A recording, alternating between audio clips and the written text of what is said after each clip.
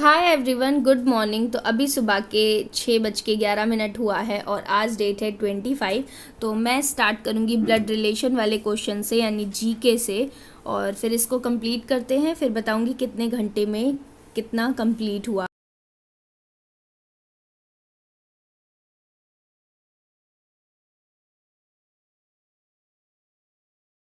तो मेरा ये कंप्लीट हो चुका है और मैंने ये नोट्स इसके भी बना लिए।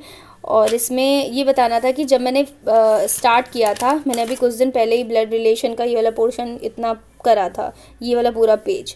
बट हुआ क्या, ये पहला ही क्वेश्चन मुझे समझ नहीं आ रहा था कि इसमें क्या है, कैसे हुआ है। तो मुझे काफ़ी टफ लग रहा था। बट आज जब मैंने सेकंड क्वेश्चन से स्टार्ट किया तो मुझे बहुत ज़्यादा ईजी लग रहा था और सारे क्वेश्चंस मुझसे लग भी पाए हैं। तो अभी टाइमिंग सबसे पहले आपको बता देती हूँ कब तक मेरा कंप्लीट हुआ है। तो इसको मुझे कंप्लीट करने में 1 hour 32 minute लगे। उसका रीज़न सिर्फ यही था कि मुझे ये क्वेश्चंस नोट भी करने पड़ते हैं। वैसे मैं नोट ना भी करूँ तो मुझे कुछ नहीं प्रॉब्लम थी, बट ये मुझे कम्युनिटी पर पोस्ट करना होता है, जिसको मैं अभी जस्ट पोस्ट भी करने वाली हूँ। तो इस वजह से मुझे इसको इन सभी चीज़ों को लिखना पड़ रहा है, तभी मुझे टाइम बहुत ज़्यादा लग रहा है इस जीके में। और ये जबकि लेक्चर सिर्फ जो था वो था 1 hour 21 minute का। 1 मिनट, 1 hour 21 minute का था, तो मुझे तो 1 hour 32 minute ही लगे। तो इसका मतलब गलत तो नहीं लगा, मतलब नोट्स भी बन गए तो सही है। मतलब इतना भी टाइम नहीं हुआ। अगर 1 hour 21 minute का लेक्चर ही है तो मैंने 1 hour 32 minute में कंप्लीट तो किया है। तो बात तो वही आ गई ना, बस थोड़ा सा ही तो फ़र्क है।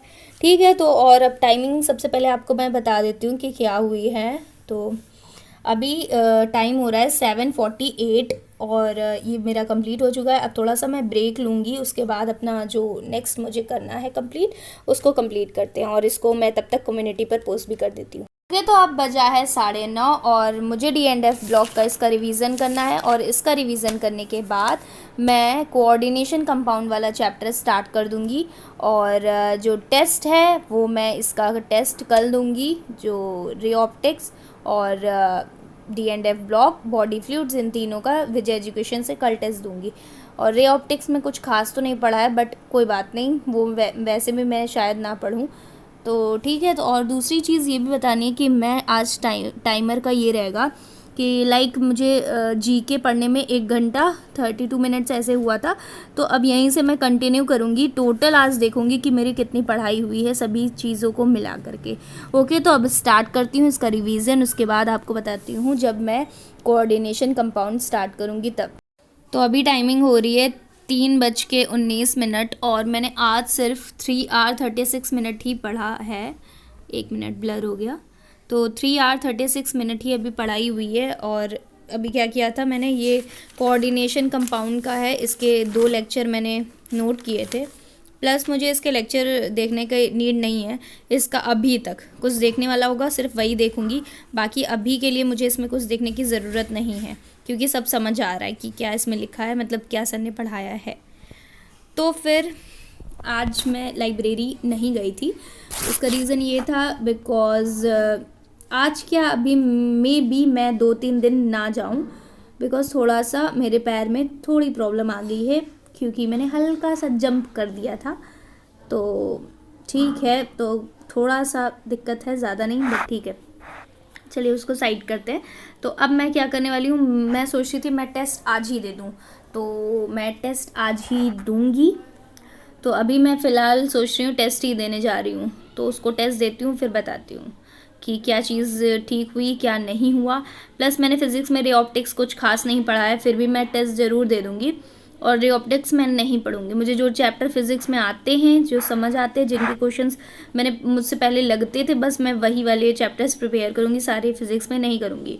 बिकॉज एक चीज़ मैंने और नोटिस करी है, और वो ये नोटिस कर रही हूँ मैं कि इसमें जो आपका D&F ब्लॉक वाला था, तो उसमें क्या हो रहा है कि बहुत सारी चीज़ें ऐसी हैं जो आपको लर्न होनी चाहिए।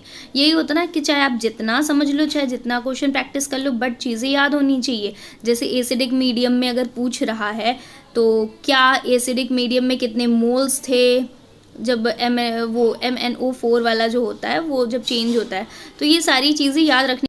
लाइक देखो यहाँ पर जैसे न्यूट्रल और वीकली एल्कलाइन हुआ, तो जो आई होता है वो किस में चेंज होता है, क्रोमेट आयन में। तो ये सारी जो चीज़ें हैं यहाँ पर ये न्यूट्रल और वीकली एल्कलाइन की बात कर रहा है, बट एसिडिक मीडियम में आई जो होता है I2 में चेंज हो जाता है। तो ये जो जितनी भी चीज़ें हैं वो सब समझने के बाद आपको लर्न करना ही पड़ेगा। तो एक दिन में तो नहीं लर्न हो जाएगा कि मैंने आज पढ़ा, इसको लर्न किया तो वो याद हो जाएगा। ये सब तभी दिमाग में सेट होगा जब मल्टीपल क्वेश्चंस इसी से रिलेटेड आप लगाओगे और मल्टीपल बार रिवीजन करोगे। जितनी बार आपके आंखों के सामने ये सारी चीज़ें आएंगी उतना ही लर्न होगा।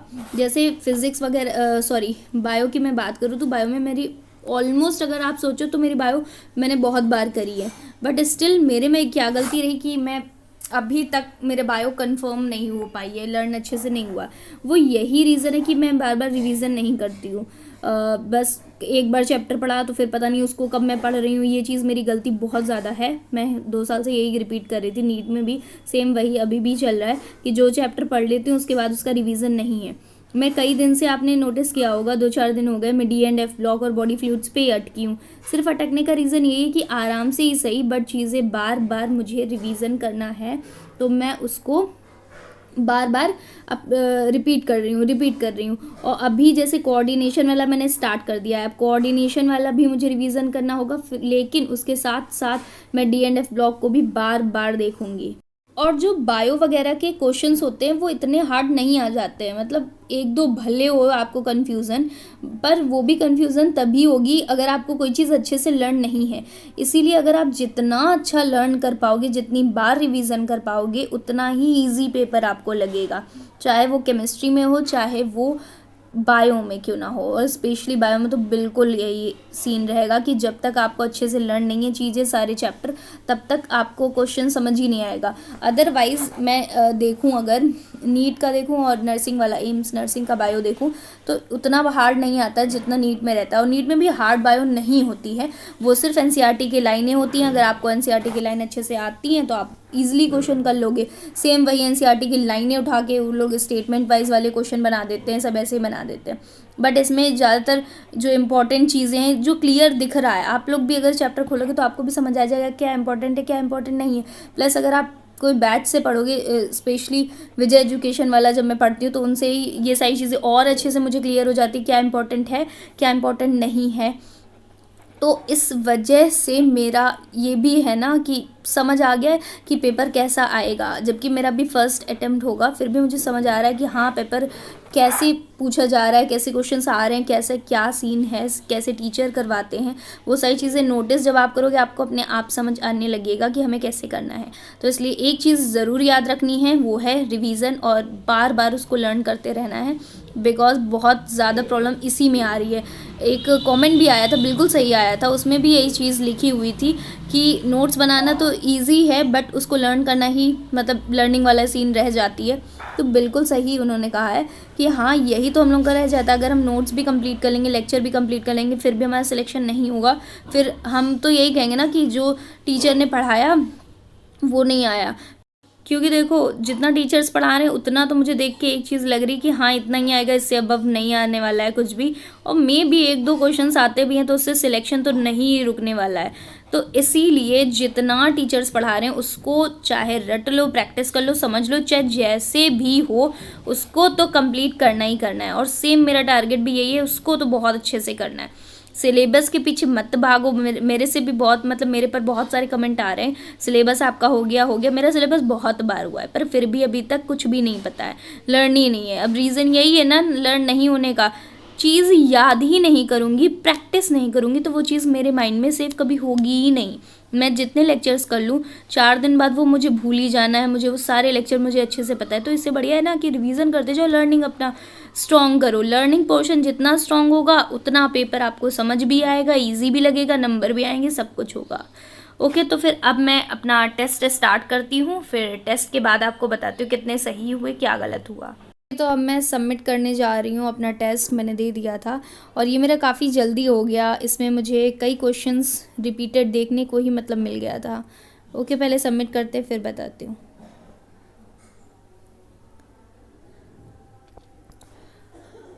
अच्छा, 40 में 18 है सिर्फ, ठीक है, मतलब ठीक क्या ठीक नहीं है, काफ़ी कम स्कोर है, बट कोई नहीं, तो स्कोर काफ़ी अच्छा नहीं है, 40 में 18 आया है, बहुत ही कम है, मतलब कुछ खास है नहीं। अब उसका रीज़न ये भी है कि मैंने वो दिया ही नहीं है, फ़िज़िक्स का एक भी क्वेश्चन अटेम्प्ट नहीं करा, एक भी नहीं किया।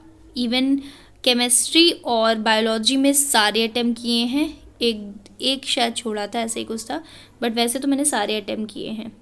इसमें कई क्वेश्चंस मेरे रॉन्ग हैं, दिखाती हूँ। ये जैसे ये वाला रॉन्ग हो गया, केमिस्ट्री में था। अब इसका रिव्यू मैं कर रही हूँ, अभी देख रही हूँ क्या रॉन्ग है क्या सही है। ठीक है, ये वाला भी रॉन्ग था, ये वाला सही है मेरा। ठीक है, तो फिर मैं अब रिव्यू करने जा रही हूँ, और बाकी ये वाले क्वेश्चंस मैंने थोड़ा ट्राई किया था, स्पेशली इन केमिस्ट्री और बायोलॉजी मैं लिख लूँगी, और मतलब आधे लिखे थे आधे लिख लूँगी, और बाकी आपको ये कम्युनिटी पर प्रोवाइड कर दूँगी। फ़िज़िक्स मैंने नहीं किया तो मैंने उसको लिखा भी नहीं था, और ना ही उसके आंसर, तो उसको मैं कम्युनिटी पर आपको डाल देती हूँ, ये वाला जो है जितना नोट कर पाई हूँ, तो थोड़ा हेल्प मिल सकेगी मे बी। ओके, मैंने काफ़ी जल्दी किया था, मतलब नोट भी कर लिया था और उसके साथ आंसर भी टिक कर लिए थे। उसके रीज़न मेरे यही हैं, मतलब कुछ क्वेश्चंस नोट किए थे, सारे नोट नहीं किए थे, बट अभी नोट करके आपको कम्युनिटी पर अपलोड कर दूँगी। और दूसरी चीज़ ये है कि एक तो मैं पहली चीज़ और दूसरी चीज़ ये वर्ड बहुत ज़्यादा यूज़ करती हूँ, मुझे भी नहीं पता क्यों, बट हाँ बोलते बोलते मेरे मुँह से निकलता है, थोड़ा एडजस्ट कर लीजिएगा। बहुत सारी चीज़ें ऐसी हैं जो मैं रिपीट में बोलती रहती हूँ, क्योंकि थोड़ा कैमरे को देख देख के चीज़ें भूल जाती हूँ कि मुझे बताना क्या था, क्योंकि कोई प्री प्लान नहीं होता है मेरा कि मुझे वीडियो में क्या बोलना है क्या बताना है। हाँ, ये रहता है कि ये चीज़ मुझे बतानी है, ये मतलब प्रॉफिट वाली चीज़ है या थोड़ा आपके काम आएगी, बट होता क्या है कि कभी कभी मैं भूल जाती हूँ बताते बताते, तो ठीक है कोई बात नहीं, एडजस्ट कर लीजिएगा। हाँ, तो मैं यहाँ पे थी कि कई क्वेश्चंस मुझे उनके भी देखने को मिले जो मैंने अभी किया था ना, जीएस प्लैनेट का केमिस्ट्री जो मैंने उनसे सॉल्व करी थी, उनकी कई क्वेश्चंस मुझे उनके भी देखने को मिले। और बाकी जो अपना ये विजय एजुकेशन से केमिस्ट्री के लगाए थे, उनके बैच के भी क्वेश्चंस और यूट्यूब के क्वेश्चन वो भी मुझे कई दिखे, तो कई तो मुझे आंसर ऐसा था कि मैंने देखा नहीं, डायरेक्ट टिक कर दिया, मुझे उसको सॉल्व करने की ज़रूरत ही नहीं पड़ी, क्योंकि आंसर मुझे उसका पता था कि कौन सा है। इवन उसमें ऑप्शंस भी थे, सेम थे, एक क्वेश्चन इसमें थोड़ा सा गलत है, बट उसको भी मैं चेक करके आपको बताती हूँ, क्योंकि वो जीएस प्लैनेट का ही क्वेश्चन था और उसमें भी वो चीज़ रॉन्ग हुई थी। एक मिनट में चेक करके आपको वो वाला क्वेश्चन बता रही हूँ। ये वाला क्वेश्चन जो है ये रॉन्ग है, सेम ये वाला क्वेश्चन जीएस प्लैनेट में भी था। अब यहाँ पर ये इसका आंसर जो इसमें फर्स्ट दे रखा है, फर्स्ट भी इसका आंसर नहीं होगा, इसका आंसर जो है वो आपका ये सी वाला था, लेकिन इसमें यहाँ पे Mn2+ होगा, 3+ नहीं होगा, और इसमें Mn2+ तो दिया है बट MnO2 और MnO2 नहीं होगा। इसमें क्या बात करी है, न्यूट्रल, एल्कलाइन और एसिडिक मीडिया की। अब इसको मैं नोट्स में दिखा देती हूँ, न्यूट्रल, एल्कलाइन और एसिडिक मीडिया। यहाँ देखो, हाँ, एसिडिक मीडियम में Mn2+ दे देता है, और वीकली एल्कलाइन न्यूट्रल में क्या देता है, MnO2 देता है, वीकली एल्कलाइन और न्यूट्रल में। ठीक है, एसिडिक में ये दिया, और एल्कलाइन मीडियम में स्ट्रांगली MnO4 2- दे देता है। तो ये चीज़ यहाँ पे दी गई है, पर इन्होंने डबल डबल यहाँ पे लिख दिया है, पूछी तीनों चीज़ें हैं और दे रखा है यहाँ पे ये चीज़ MnO2 और MnO2। तो ये वाला क्वेश्चन जो है ये रॉन्ग है, तो इसको एक बार चेक कर लीजिएगा। लेकिन यहाँ पे जो ये एल्कलाइन लिखा हुआ है, तो यहाँ पर इन्होंने ये नहीं पूछा है कि वीकली एल्कलाइन की बात हो रही है कि स्ट्रांगली एल्कलाइन। तो ये वाला क्वेश्चन एक बार चेक कर लेना, उसका आंसर ये ऑप्शन में सही है कि नहीं, और इसको भी मुझे कमेंट सेक्शन में ज़रूर बताइएगा। तो अब मैं अपना व्लॉग यहीं पर एंड करूँगी, और जो मुझे एक्स्ट्रा कुछ पढ़ना है अब मैं अपना पढ़ने जा रही हूँ। मतलब वैसे भी सुबह से पढ़ाई है, लेकिन कुछ खास नहीं पढ़ा है, 4 ही घंटे हुए होंगे, कुछ 4 ही घंटे, 4 घंटे भी प्रॉपर नहीं हुआ है। अच्छा, 4 घंटे तो हो चुके हैं।